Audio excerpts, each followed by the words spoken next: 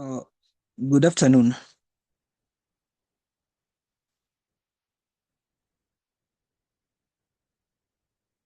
Good afternoon. Am I audible Good enough? afternoon. Good afternoon. Okay, thanks. Uh, we want just to start right away in terms of the next topic.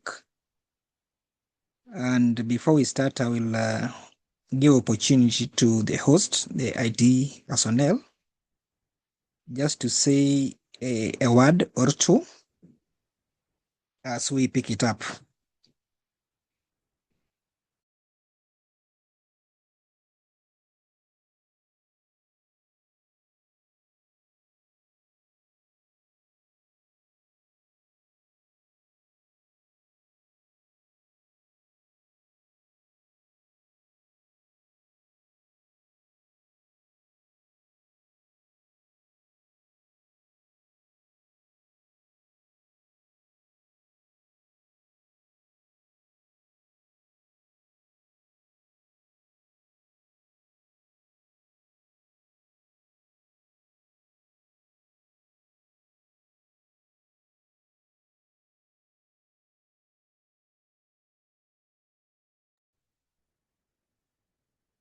Seemingly the host is unavailable. Maybe the host is held up. Good evening, Bwana Hambisai. Good evening. Okay, I'm Samuel Munuve from Kenya Education Management Institute from the ICT division. It's my pleasure to be with you this evening. So I will be with you as a technical person. So I don't know if we will start with I can see still the turnout is very low. Okay. I don't know if we give them up to, let's give them 10 minutes, then we can start.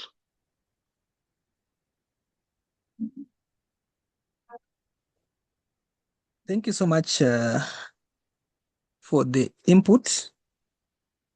Welcome. Yeah, thank you so much for the input. It is already 17:41. I'll give them roughly 4 minutes, additional 4 minutes, then I'll just start the session. So kindly participant, let us give each other the 4 minutes will start at exactly 17:45. Remember today our topic is more essential in terms of our usage of a mandate for decision making. It's going to be very interactive and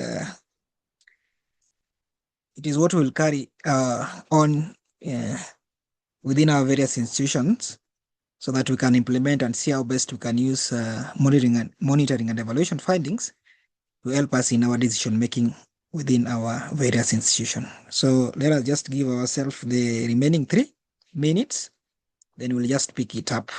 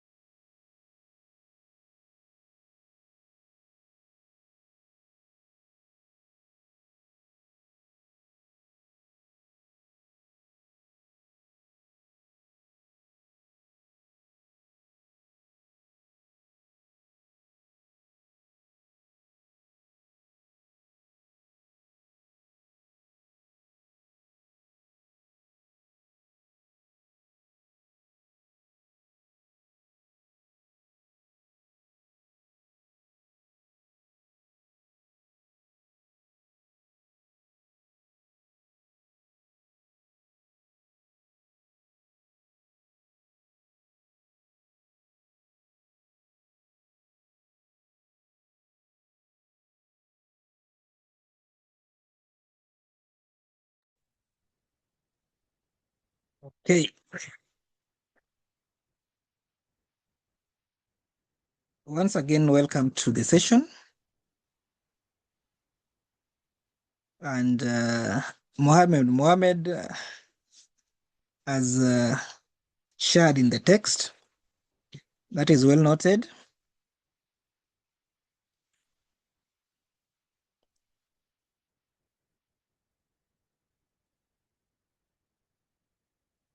In our today's engagement, we are going to look in terms of using monitoring and evaluation for decision making. This topic is very key, more so as managers or decision makers within our institution, in terms of how best, now that we've gone through the data, we've analyzed our data, and this data has been presented to us as manager to inform our decisions. And that's why it's also very key as M&D experts, number one,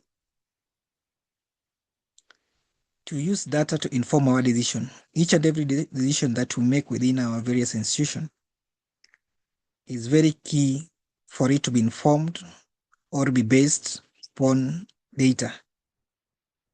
Why am I saying so? This is because at a given time, somebody can ask you to quantify or justify why that decision has been made. So in such cases, if we have data that supports our argument, it builds our decision making in terms of data.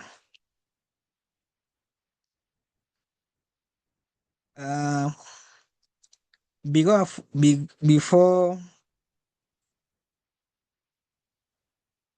okay, Philemon, you can't get me. Is it Yeah, a Bwana problem on my Abisai, side? you are not audible enough. You are too low. Okay. Yes. And kindly, can you put the presentation on presentation mode so that we can able to see the clear? We cannot see clearly because of the font size. Is that only a challenge for Philemon or everyone? Even on my side, your sound is too low. Okay. Yeah. Let me work on it. Just increase your sound. We will be able to hear. Maybe I want to just change a network I'm using. So I'm getting you loud and clear. The network is okay. The issue is the sound. In my side, I'm getting you loud and clear.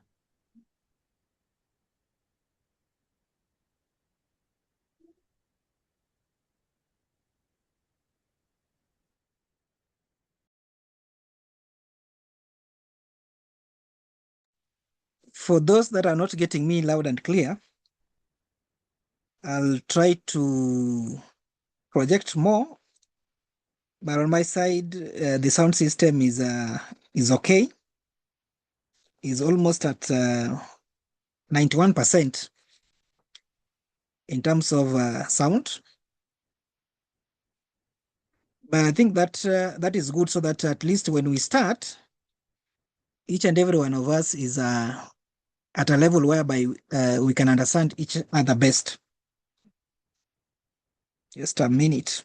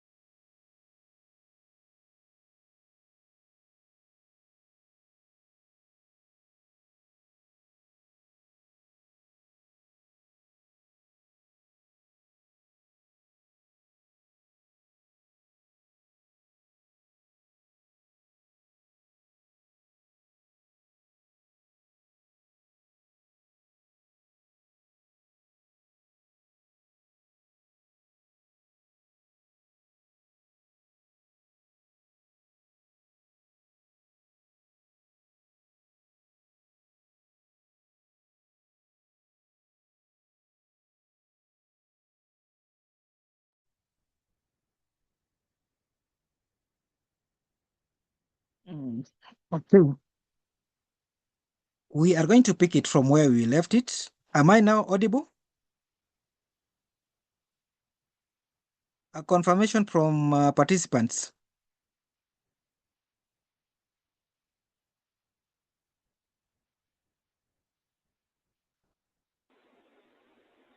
Yeah, on my side, you are now audible. It's okay. If that is, thank you for that.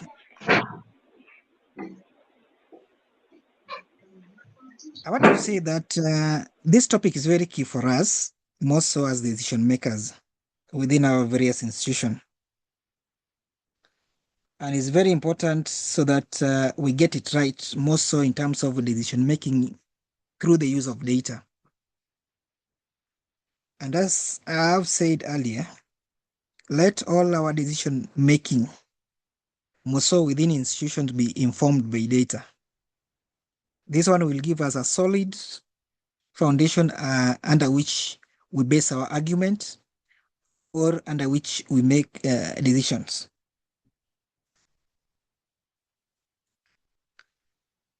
I gave out a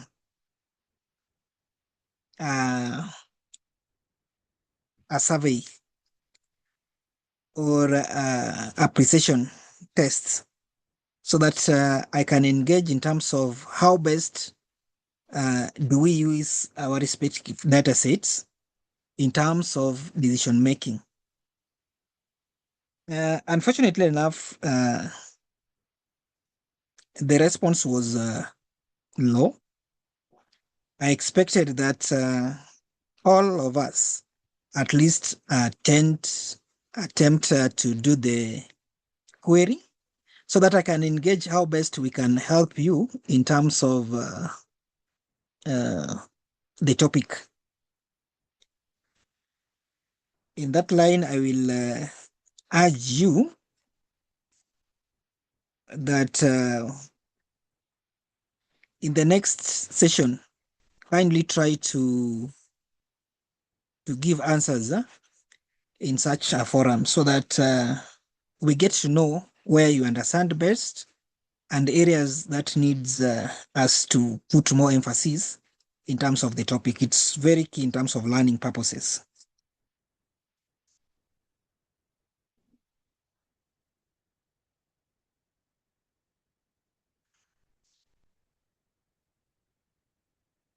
In the module, we have 3 sub-topics under which we are going to look in terms of how best do we link M&E findings to institutional decision making.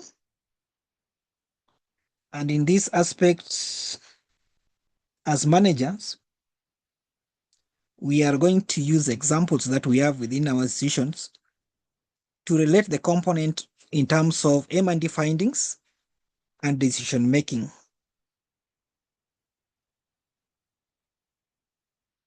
We are also going to look in terms of strategies for continuous improvement. Remember that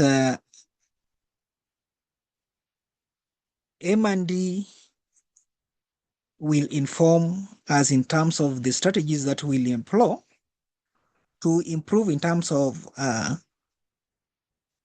our institutional endeavors. And again, we are going to look at how we are going to address challenges using data. So today we are going to look majorly in terms of linking monitoring and evaluation findings to our various institutions in terms of decision making. And in that line,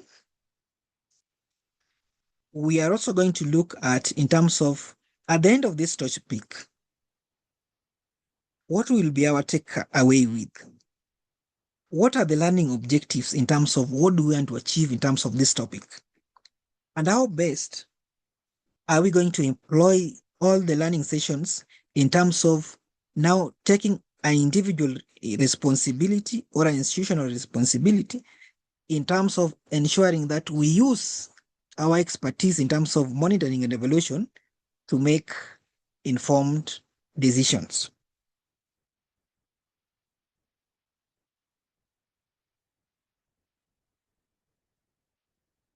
Number one,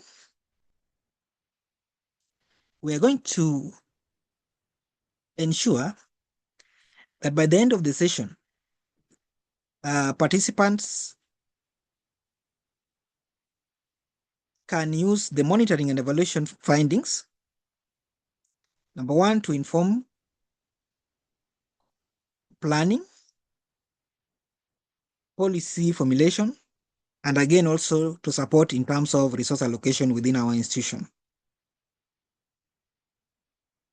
Number two, it is our expectation that as participants, you will be in a position to interpret monitoring and evaluation reports to support decision-making within your institutions. And again, you will also be in a position to apply monitoring and evaluation results to improve various project or programs designs and implementation. But more focus will check on how you'll be in a position to identify challenges within the monitoring and evaluation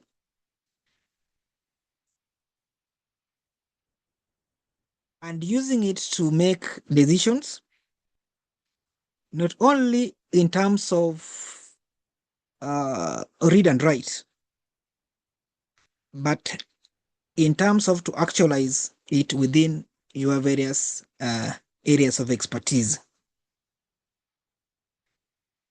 And lastly, remember, as monitoring and evaluation experts, it is our duty, because you have to make a difference. Be it you who came through the KEMI project program, acquired knowledge in terms of monitoring and evaluation.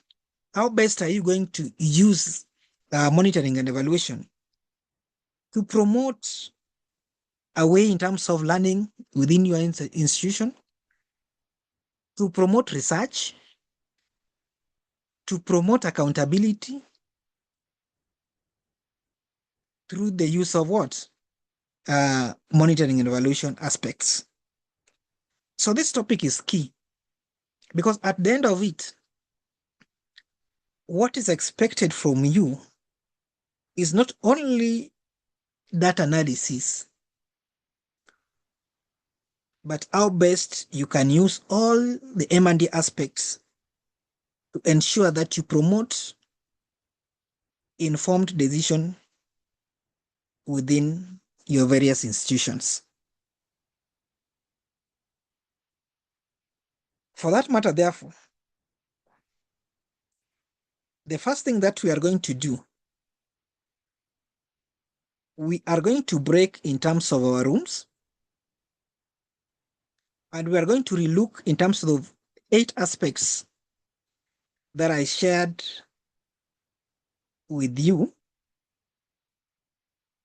in the link.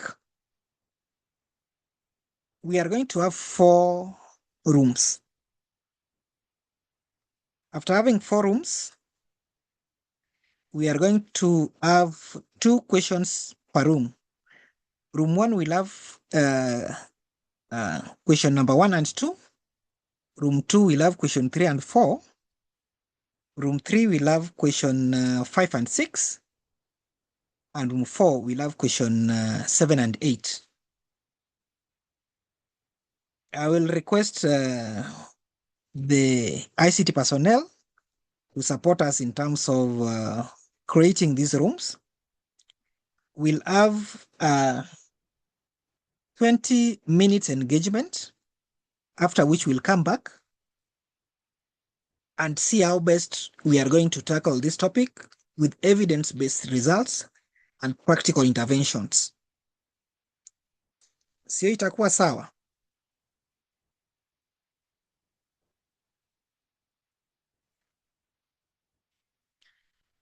James, the ICT personnel can subdivide us into rooms, and then we'll Thank you.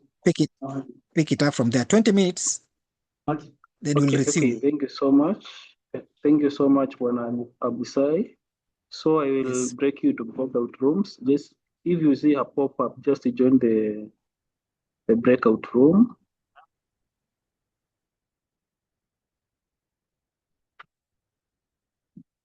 Join.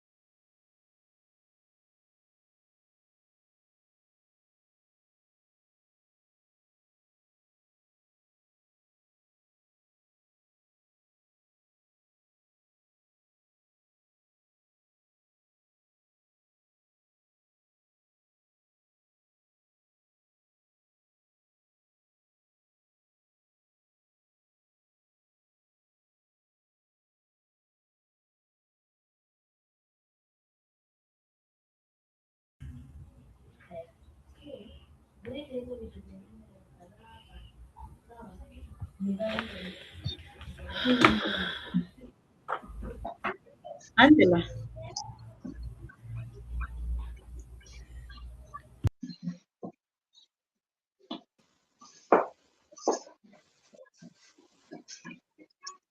Welcome back to the plenary. Welcome back all. Thank you. Thank you so much, James. And thank you so much, participant, for taking your time in terms of deliberation, in terms of the three aspects that we shared earlier. I will give a random opportunity to each room representative so that he can or she can give an highlight in terms of what you've discussed in your various groups. Room 1, are you ready? Yes, we are ready. Go ahead, Samuel. So thank you. So in room 1, we were 4. Samuel Ambroy, Mohammed, Kenneth Murigi. Then we were also joined by Esther. I think Fardosa was there, but he exited. So we handled 2 questions, and the first number 1 was participant registration. That's the participant name. So we left that one. So we took number 2 and number 3. So number 2 was saying, in your opinion, why is it important for an organization to use an M&E findings when making decisions? So our answer was, it is important because it helps in making informed evidence-based decision, improve performance, identify challenges, and use resources more effectively. Then number 2, that is number 3, the question was, how can an M&E report influence planning and policy development in an organization? So, and our answer was, it guides planning, policy development by showing what works. It also highlights gaps. It also provides data to improve strategies for future programs. Thank you. Thank you so much, Samuel, and thank you so much, Room 1, for the effort made in terms of handling the 2 topics. I think you did well in terms of those 2 aspects. I'm only going to just have some brush on it so that all of us as a team, we understand that number 1, in a situation whereby within your institution, a question like number 1, which says, why is it important for organizations to use M&E finding for decision making?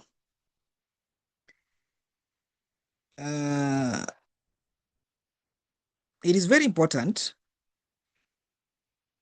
not only for institutions to use M&E finding for decision making, but we can also roll it down as us in the managerial positions.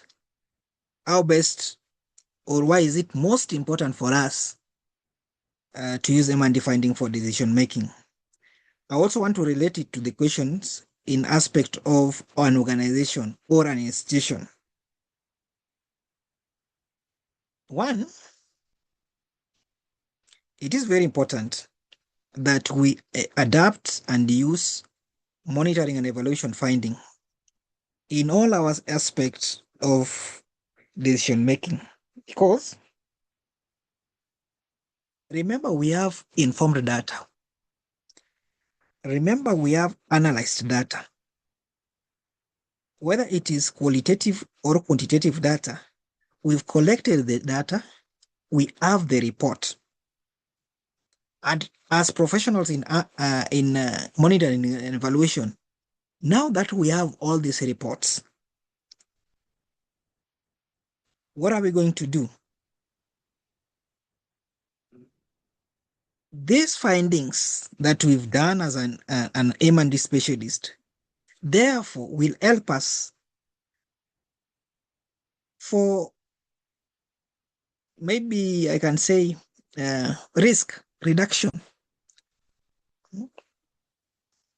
In cases whereby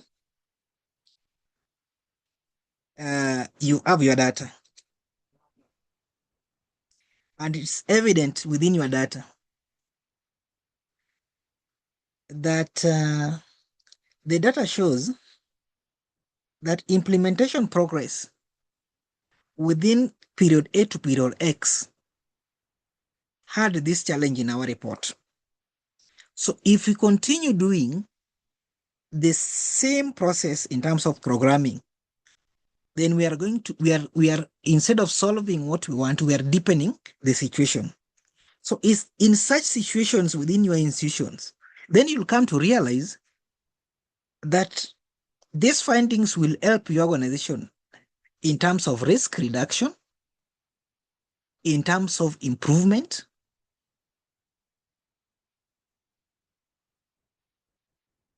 and also in terms of accountability. Remember, if you are in a government institution, most of us who are in the donor world finding, the most important thing that donors look, our funders look, is M&D report. And the M&D report will give in terms of performance rate, challenges, graphical visualization, in terms of data, what went wrong, why. So when a donor read or a funder read your report in terms of the M&D findings, then it will help in terms of accountability purposes. The key thing that we have, most so in terms of our institutions, we have restraint or constraint in terms of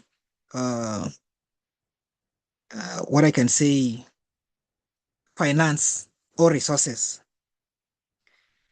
In a situation whereby there is prioritization, there is whereby you as an M&D specialist will come out with M&D finding to help in terms of ensuring that now that I have to do this in organization and I have like 4 of them to do, it will give you a prioritization list so that the limited resources can be focused in terms of the most needy or the most urgent that has to be completed or has to be done. So it's very key in terms of use of resources. It helps us have efficiency in terms of resource use. But again, it is very also important for us to use M&D findings in the aspect whereby we've done our findings, we've done our analysis, and there's a gap or there's area of improvement. So the analysis of the M&D findings will sort our issues in terms of ensuring that we improve our outcomes, we improve the goal, we improve the effectiveness in terms of implementation progress.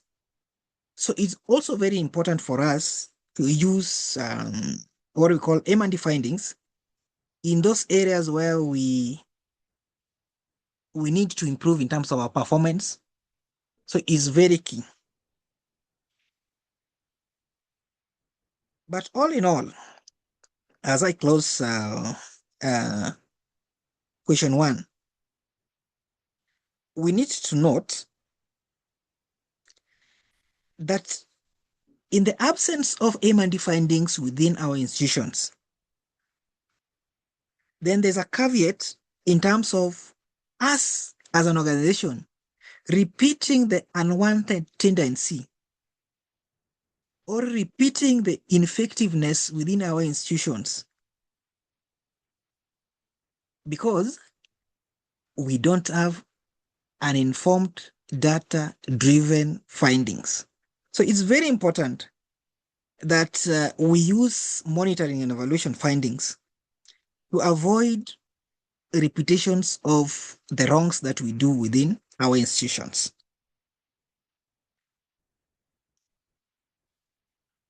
Again, if you look at how Room 1 handled number 2, which is basically how can monitoring and evaluation reports or findings influence planning and policy development within institutions or within organizations.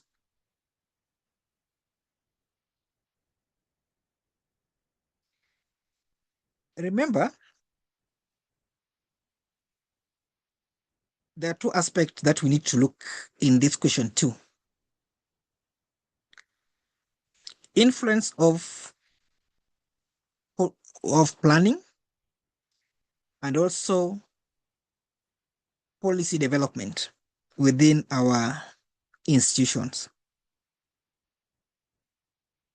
Now, for example, if you look at the aspect of planning, and I want us to reflect back in terms of the surveys that we do, either the midterm survey or the baseline survey. And let us also pick, let us pick the baseline survey. Because remember, if you do a baseline survey as a monitoring and evaluation expert, there's going to be a baseline M&D report. This report will be very key in terms of planning how you are going to implement your project.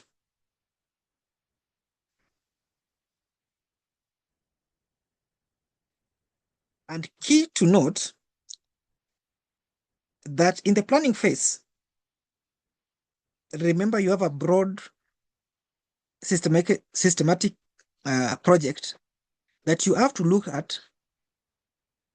What are the gaps that we have through the monitoring and evaluation report? So this report in the planning phase will help you to identify areas that need input. It's going to help you in terms of resource, where to put resource at a given time. Because remember, when you are planning, there's also an aspect of resource-based. There's an aspect of human, there's an aspect of financial, although there's an aspect of human resource. Where am I going to put my money? How am I going to locate my money? How am I going to locate human resource at what stages? So those reports, for example, let me give you an example whereby a baseline report within, I want to use a education sector. I'm going to use maybe 2 examples, both education and interior. The report finds that there is high demand in terms of enrollment of these children or pupil or student. And the number that is given within the report sometimes cannot be accommodated within the premise of our institution, maybe in terms of the classroom resource of the teachers. So this one is going to now identify, we have this number of children to be registered, and we have this number of teachers and classrooms. So through the evidence-based report is going to help institutions plan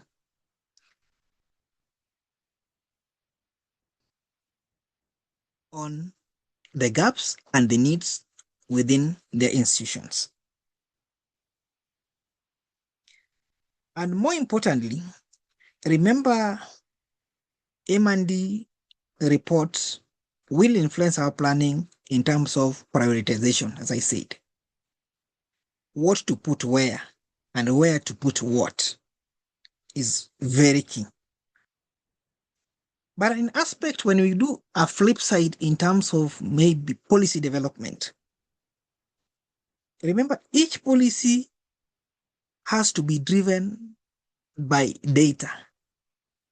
And this data has to be analyzed. And this analyzed data has to have a report. So through this, it will be helping us formulate policy based on the findings that we have. And these findings may lead in terms of developing new policy to help us sort issues under the findings that we did in monitoring and evaluation. And again, it will also act as a springboard for institutional advocacy, because now you have the audacity and you have the facts within you to support in terms of policy formulation or change. One of the things that I just want to highlight is that it's very key for us to ensure that we use monitoring and evaluation in terms of institutional planning and policy making, but the aspect is embedded in terms of data. I want to leave it at that point as we go to room 2.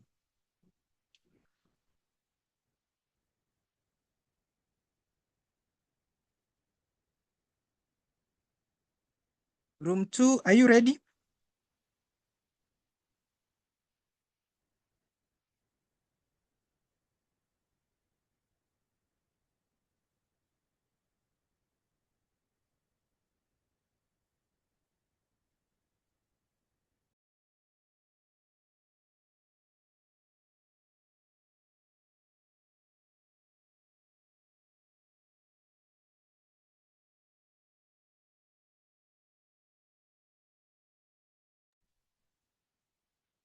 Room 2?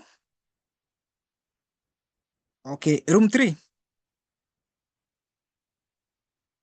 Yes, room 3. Go on, Alfred.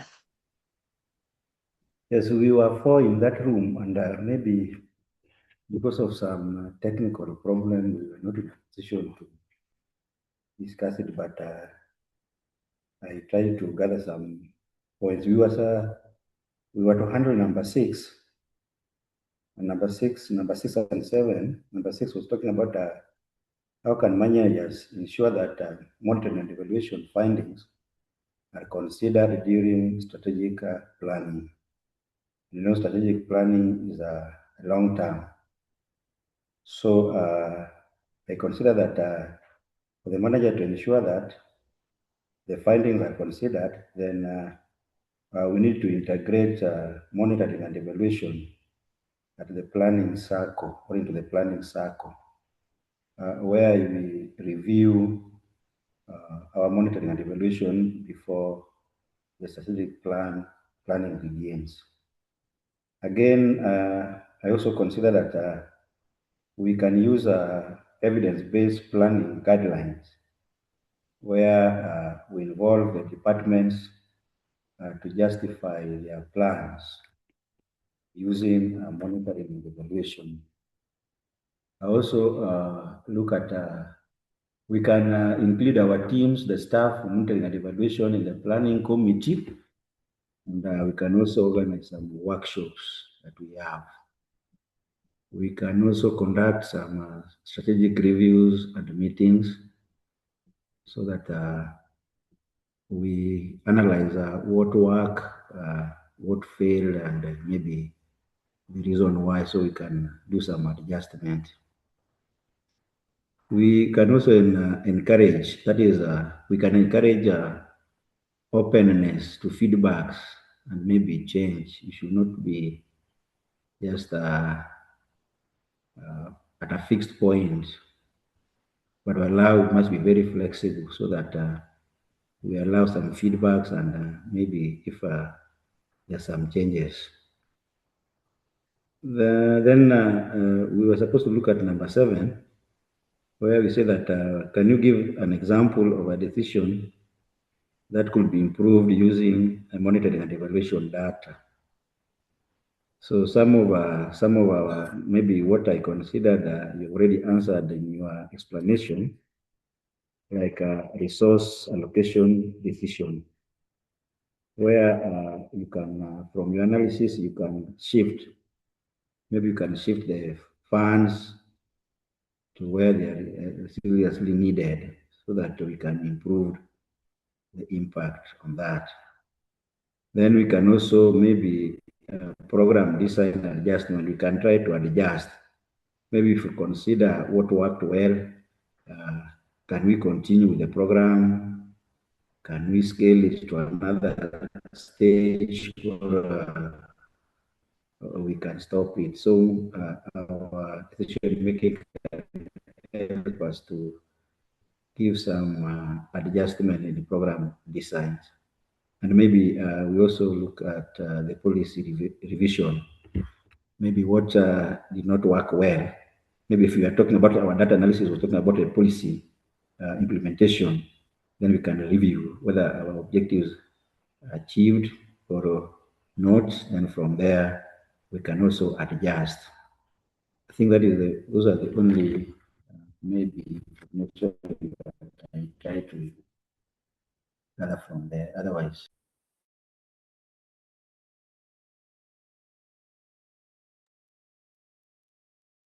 Thank you so much, Alfred, and thank you, Forum 3,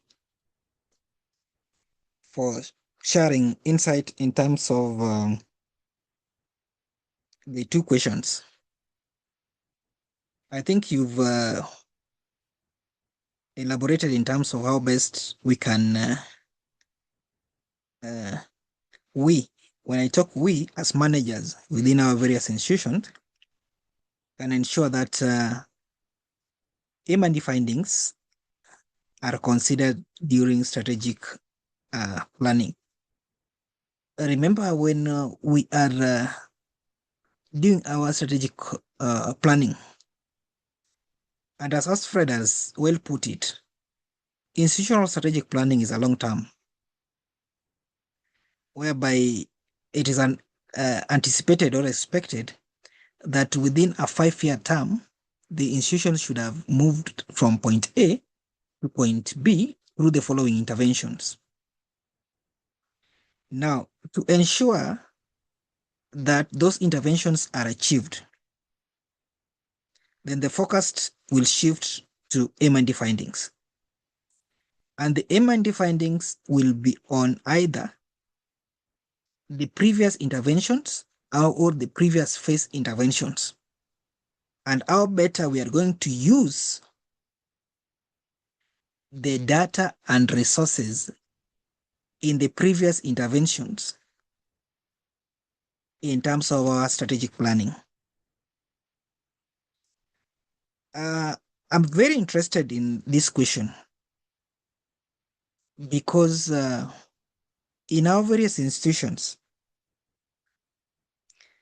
when we are doing strategic planning, one of the things that we consider is the accumulated data from the previous intervention and projecting it to better the future within our institutions.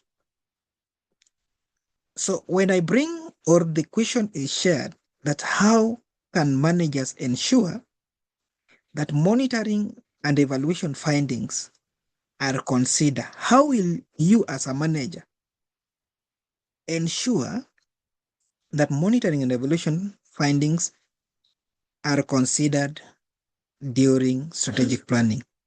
Put yourself in that situation within your institution as a manager. And one of the things that you will ensure that you will do to ensure that monitoring and evaluation findings are considered is, number one, the use of data, informed data, not just evidence-based. I know this, as Alfred shared, in terms of evidence-driven, but informed data on the previous incident, so that when you are in the process of strategic planning, a backup, and which you can say, we want to do this because from this period to this period, our data informs us that it is this, under which on that data aspect, informed data aspect, the manager will act upon. So as a manager, you will ensure that there is an informed data set to informed strategic planning.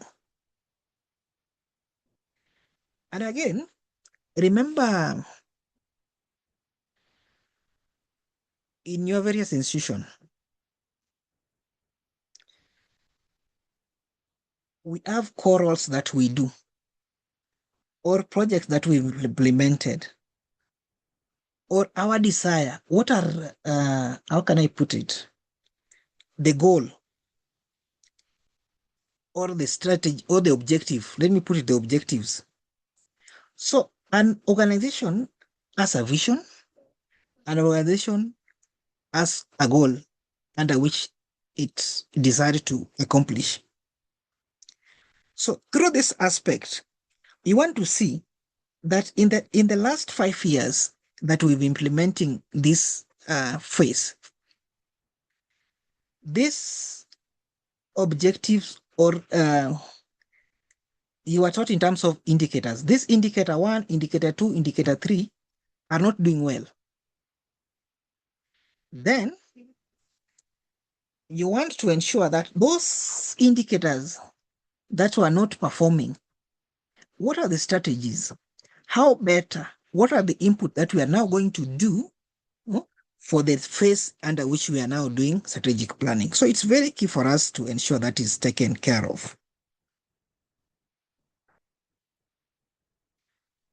And the most important thing that we have to do, remember, we have what we call human resource. And one of the things that work best within institutions, or that one of the things that work best in for managers, is to get the aspects of what is there from your human resource. Why am I saying that? Remember, from the staffing level, those that are working for the organization get their input, so that after getting their inputs, more so, remember, if you have an M&D sector, if you have a department, involve them, because they are driving the information using a longitudinal data set of the institution. This will also help you in terms of linking these indicators to the future progress indicators that you want to achieve. So it's very key in terms of that aspect. In the second question was to look in terms of just example.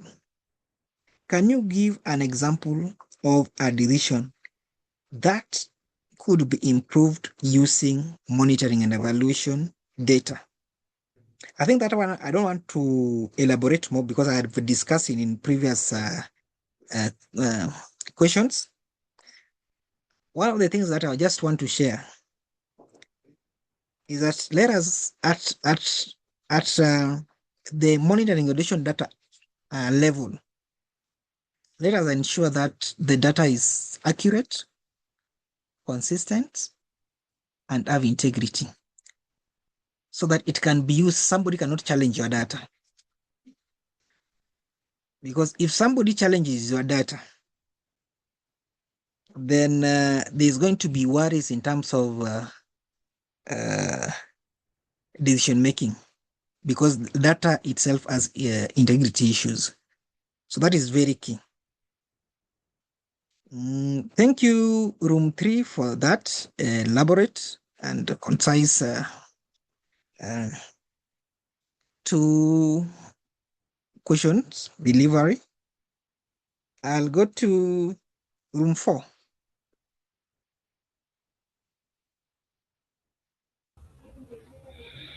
Room 4, we were handling question 7 and 8. Question 7 is a repetition, so we go straight to question 8. Question 8 was on why do you think some organizations fail to use M&D findings in decision making? One, we discussed on culture and mindset of organization. Some organization or institution have their way of doing their things, and you can't change no matter what or what. Then you have findings not presented in a usable way. In that, we are discussing of the report being too long, being too technical, and lacking clear recommendations. Then we also had lack of funding due to political influence. Then we had poor data quality.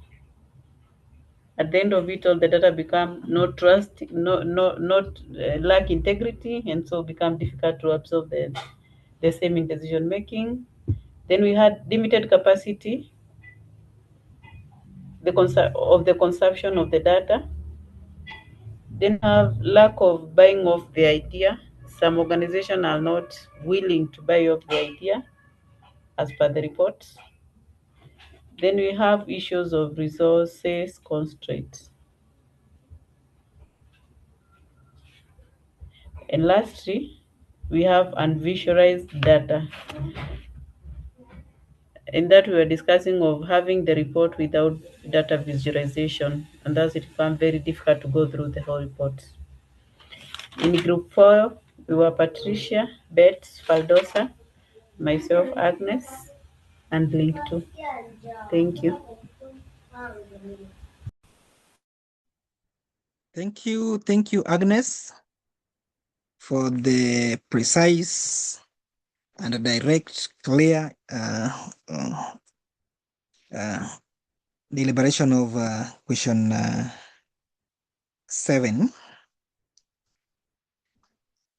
One of the things that we room 4 are shared. If you look at question 7, which says, why do you think organizations fail to use monitoring and evaluation in decision making? There's one key thing that room 4 said: organization culture and legacy systems, whereby monitoring and evaluation department comes out with findings, but there's a culture within the institution that resists change. You know, change is something that people fear most. So the bosses can sit somewhere and say, if we adapt this finding or we do these changes according to M&D findings, then maybe our job is on stake. For example, a findings within an institution says or recommend what we call the ease, electronic use, so that everything is automated. And somebody say, if this is the finding and we adapt the finding and use it, then our position is at stake. So the legacy system and the culture within institutions play a vital role in terms of decision, M&D use for decision making within our institution is very key. Number two, I shared early that if we have questions or integrity in terms of our data, either through the process of collection or through the process of analysis. And one of the key things that I always urge M&D expert, that let your data talk on your behalf. And that means you must, as an individual, have integrity to ensure that that data talks on your behalf. Because when the data does not talk on your behalf, somebody will have a way in terms of knocking the findings out. So it is key in terms of ensuring that there's integrity in terms of data.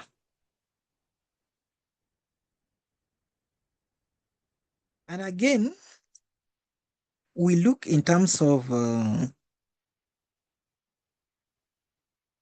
human resource or financial resource. Let me just put resource based within our institution. The findings can be good, and the idea within M&D findings can be adopted for implementation. But the aspect of resource based can render it not to be implemented. So resource is key in terms of these implementations of M&D findings. And again, one of the things that I ensure that I incorporate in my M&D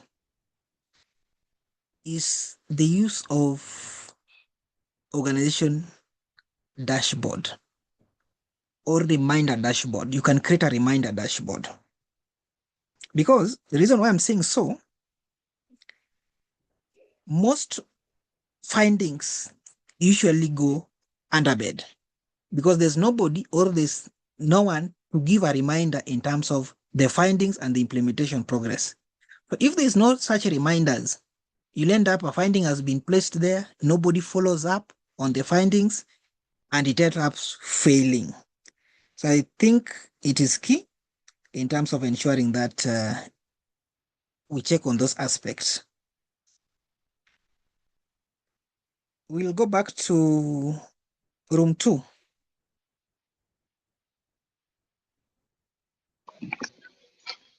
Good evening. Good evening, Janet. You can go ahead. Thank you. We were 4 of us, James, Lois, Esther, and I.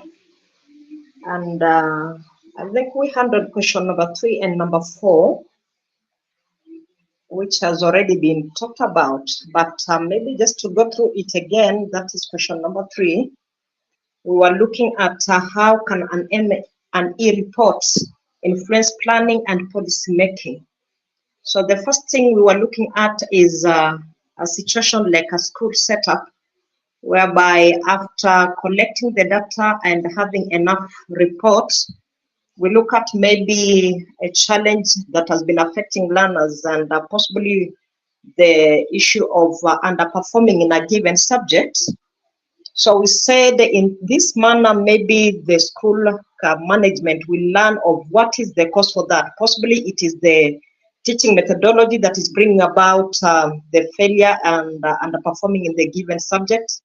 And we also said it can also enable the stakeholders to identify the gaps and maybe the strengths where possible so that they can put them into place so that they enable the smooth running of maybe their institution. And number 3 also talked about it also enables the planners and those who are involved in policy making to know on how to allocate the different resources. Maybe it is from the Ministry of Education, they're looking at which activity is of urgency, so they base on that so that they're able to do the allocation properly without maybe wasting on what is not such urgent.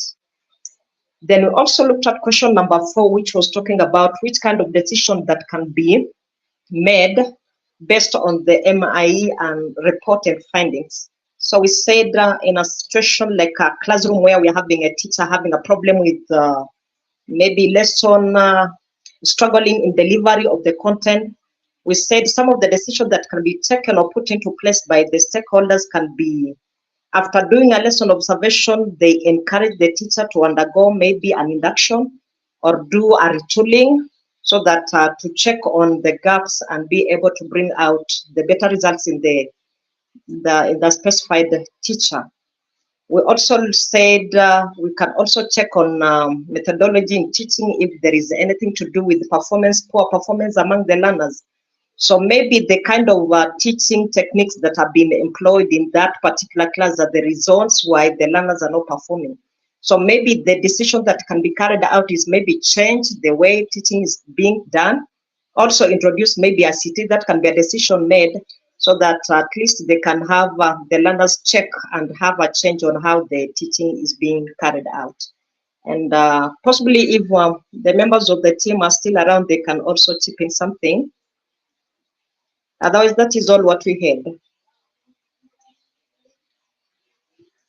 Thank you, Room 2. Thank you, Janet, for presentation. Any addition from Room 2?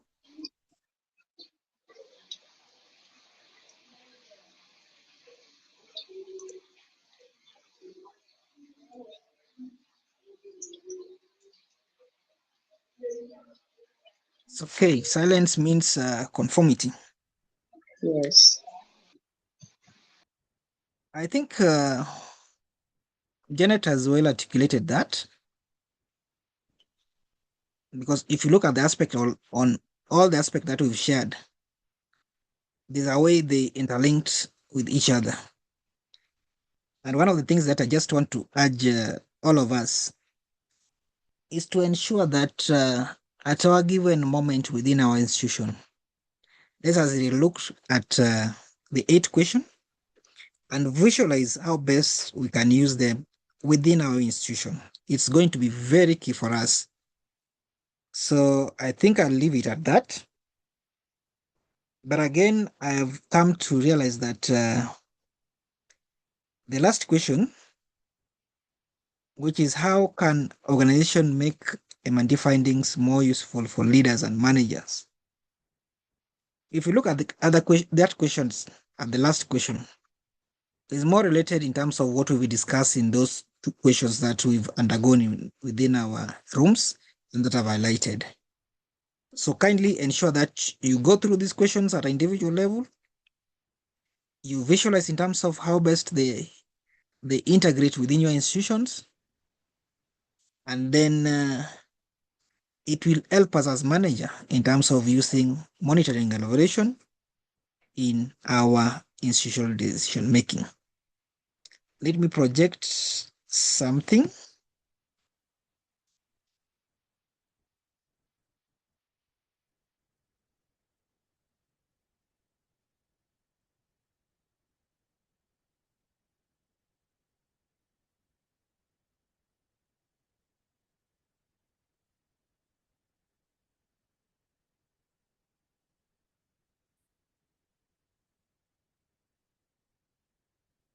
I just want to highlight in terms of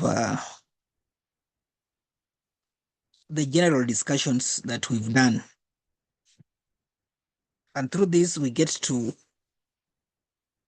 are in touch in terms of what we are learning as participants.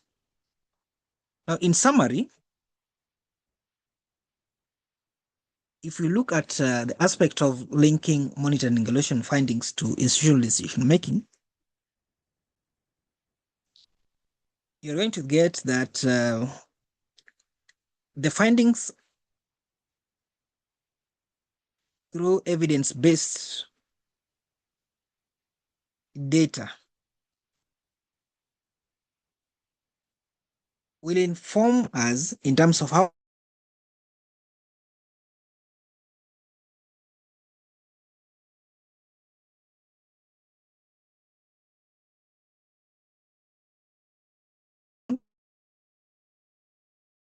and also informs us on how best we'll be ensuring that there's improvement in terms of project implementations.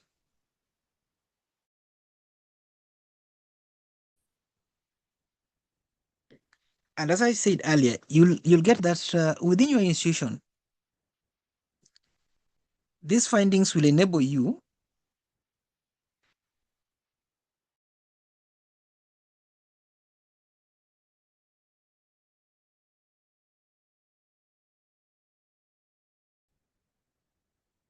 and how to address those gaps. Remember, if you have those gaps already, if you have identified a gap, it helps you to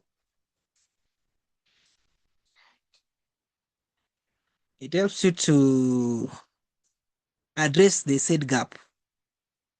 Because remember, if you can't address the gap, you can't get what we call if you can't identify the gap, you can't improve in terms of implementation. I don't want to elaborate much in terms of the resource use and allocation. That was well articulated. And again, if you look at the aspect of adaptations of best practices within our projects or programs, was also well articulated in our discussions.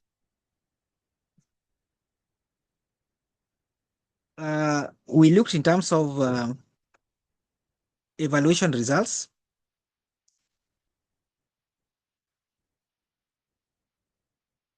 And areas of improvements well articulated. I don't want to go in terms of examples, but I want to have the next sessions just at individual level so that we can brainstorm within our institution. Just an example, I'll pick at random the first volunteers, just to give an example in terms of how you are linking or relating a main M&D finding within your institutions and the decision that was made through the M&D findings within institutions, so that we can see if we can relate the two. It will be open in terms of engagement. So first come, first given the opportunity in ensuring that we share, so we put it in practice within our various institutions. I had an example that we highlighted earlier on during, I think, our third sessions, but I wanted to come from you using the various institutions, what you can say within your institutions. So let us pick it from there.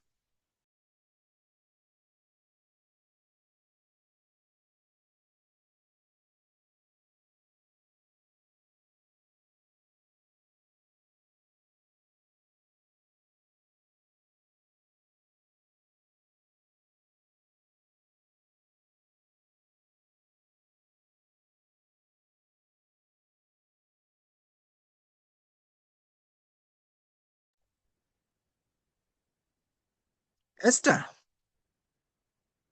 can you say something on that aspect? Kindly, I did not get the question very well. is okay. What we want to share is that we've been having a session in terms of monitoring and evaluation findings, helping us sort the issue or helping us in the issue of decision making within our various institutions. So I want just a reflection within our various institutions. How best, or through an example, which M&D finding within your institution have you come across, and how did it inform decision making? So that we link M&D findings within an institution to decision making. If we can get that things right, I think we can be good to go. So Esther, Okay, let me just give an example in a school setup. After performing a lesson observation, you find out that the teacher has some shortcomings in delivering content in a certain topic. So we'll use this finding to help the teacher maybe to get the right content and know how to use the different methodologies to deliver the content well. One of the decisions which I can use is maybe pairing that teacher with another teacher who is competent in that topic. And another thing is maybe to do mentorship with the teacher. So that is what I can try. thank you, Esther. I want us to look at what Esther's just shared with us. You find that in an institution X, whereby the M&D finding find that maybe this poor performance in subject Y, because there's a challenge in terms of teacher delivery of that topic. That's the finding. You've done your findings, and that is the M&D finding. Now, how are we linking it to decision making? And Esther has shared that number one, the manager now comes and says, this is the issue that we have. What can we do? Number one thing that we're going to do, we're going to pair the teacher. Number two, we are going to have a reverse delivery in terms of the methodology. You see, so that aspect in ensuring that the findings help in ensuring that we have a decision is what is important in terms of this chapter. And the basic concept is in terms of using the data to link the two. So thank you, Esther, for that. Let me look at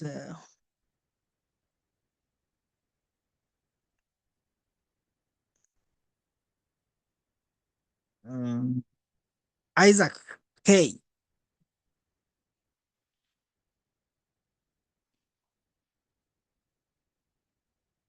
Isaac, can you tell us something?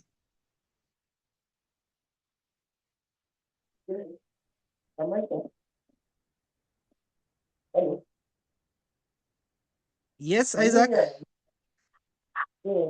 Now my looking at it is like much of that has already given us. However, on a bit bigger scale.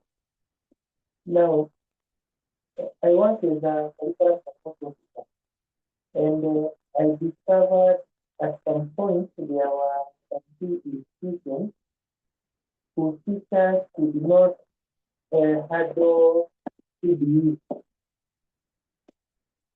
Now, what I decided to do was to come up with a little expression for them, where we will discuss various aspects of CBE online, that is virtually. We decided to do it virtually, so we did that for a week. And after that virtual training, we were able to see a little bit better performance in the students. We had been left out when grade 7 started. These institutions were not instituted for some reason. So I thought they did not have classes. They did not have grade 7 classes that year. But when we caught up, they were a little bit behind. The teachers had not been skilled, and they did not have the skill now to handle grade 7 when they wanted.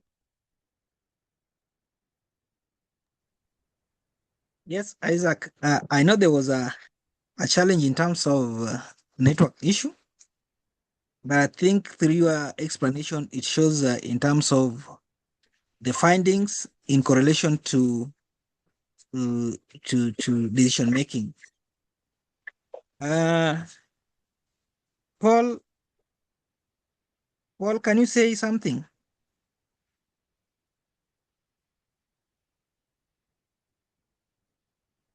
Paul Shundu. Hello. Yes, go ahead. For me, I can identify maybe from my my finding is low enrollment of grade 10 learners in the school. So I can link this one, the low enrollment, to number one, maybe the school not offering all parts of CBE. Then also, I can also link it to poor economic situation in the rural area. And lastly, maybe I can also link it to poor parental encouragement to the students to learn. That's all.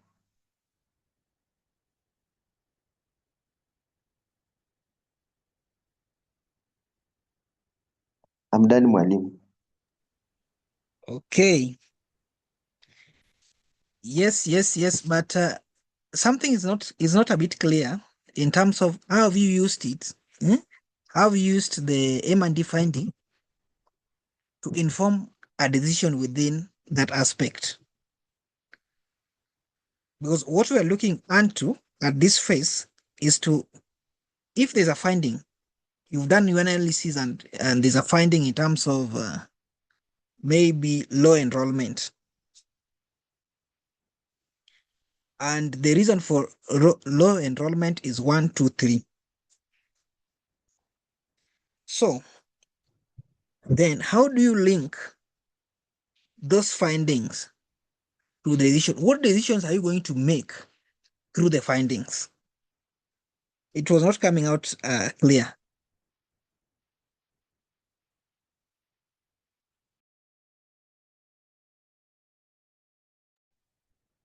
Yes, Paul, can you try to come out with the decisions?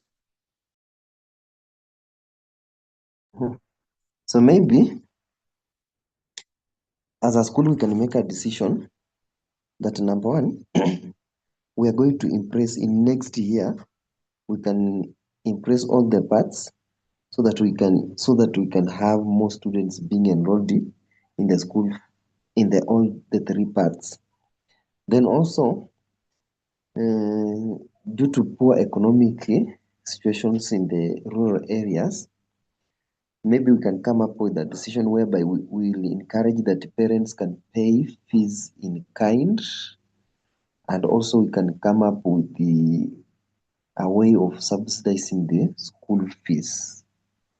Then number three, whereby we said that parents in the rural areas are not embracing education, so they are not encouraging their learners.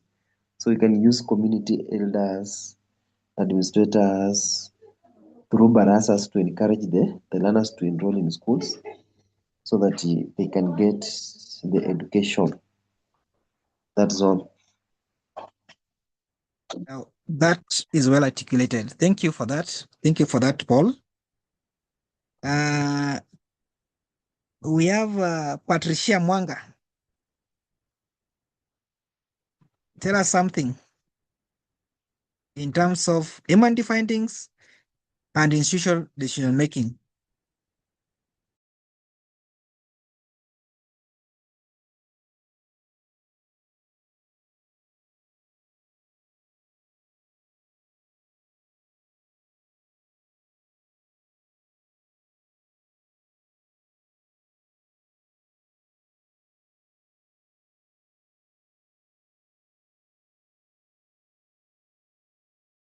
Patricia? Yes, sorry. Maybe I can talk about a school that is as an institution. Am I audible? Yes, you are very audible. Oh yeah, so admission of grade 10. We did the usual, that is admitting the students, getting them into classes randomly, and then there comes a timetable. So you find in a class you have the 3 pathways.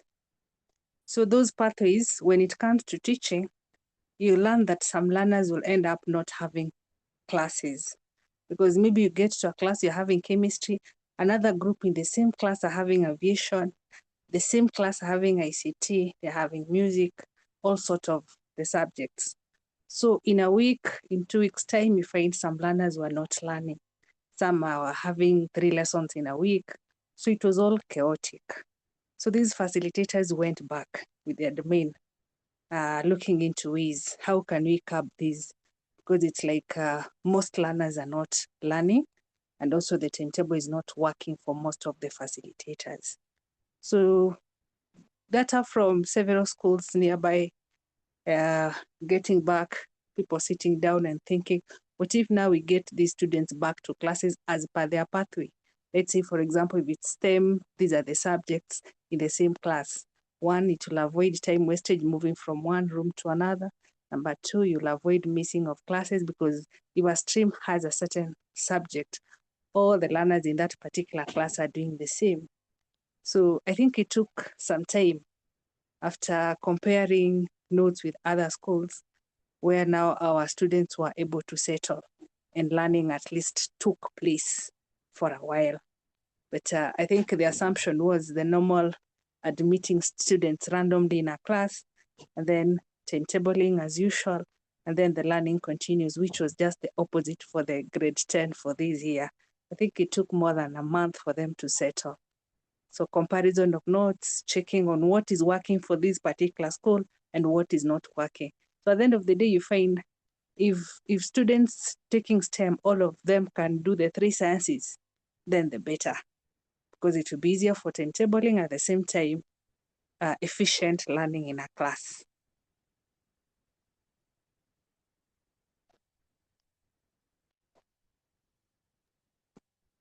Thank you so much, Patricia, for the well input. One of the things that I want to say that it is very important for us as monitoring and evaluation expert within our institutions. Malim, Yes. Can I also contribute? I've waited for my turn. Oh, Bet. Yes. Bet, contribute before we conclude. Contribute. Yes. Now, For example, I'm giving an example of an education sector where there is high rate of dropout. That is according to the M&E findings. There is high drop rate, and the effects of this is there is low performance. And the decision making, the stakeholders now can engage parents to discuss the reasons why there is this high rate. Another thing is flexible learning options can also be a decision in order to cap this. And finally, maybe offering bursaries to the needy, because we assume that the high rate also could be in terms of maybe inability of these learners to pay, for example, school fees.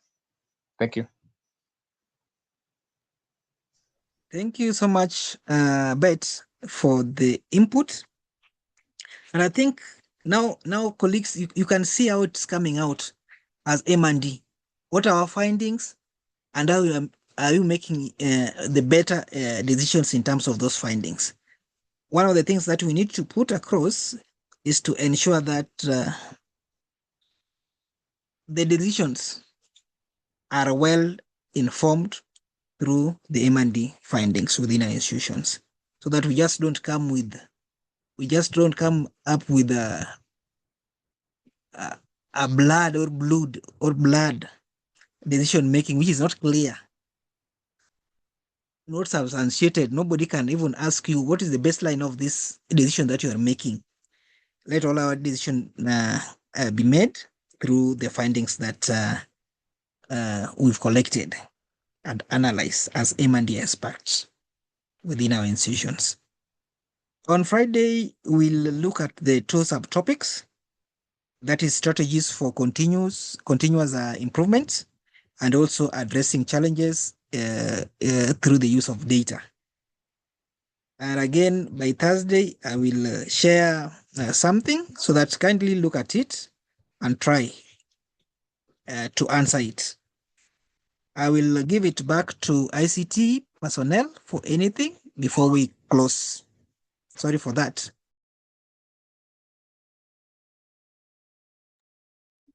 Thank you so much, Bwana Hambisai.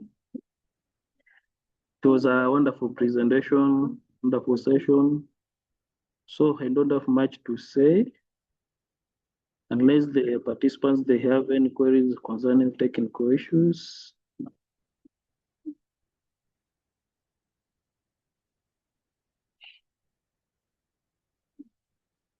And if there is none, so can someone volunteer to close the session with word of prayer?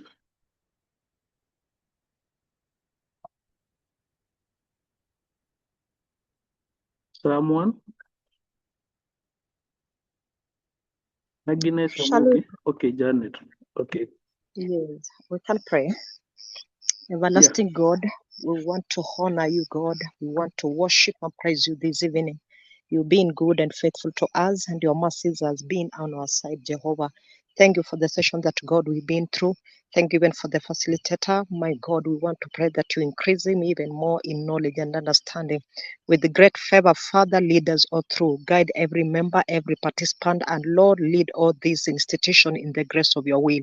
We want to pray that, Lord, you shower us with your blessing and great protection by the blood of Jesus, that we may continue seeking and worshiping you alone, who is holy and everlasting. Take us through this night with favor, and let your protection be upon us, because you're good. We worship you as we even prepare for the next day of the session. God, we believe that you're going to carry us through even with grace. In the name of Jesus Christ, I pray and believe. Amen. Amen. Amen. Amen. Amen. Bye for now. Bye-bye. Bye. Have a wonderful night. Bye, everyone.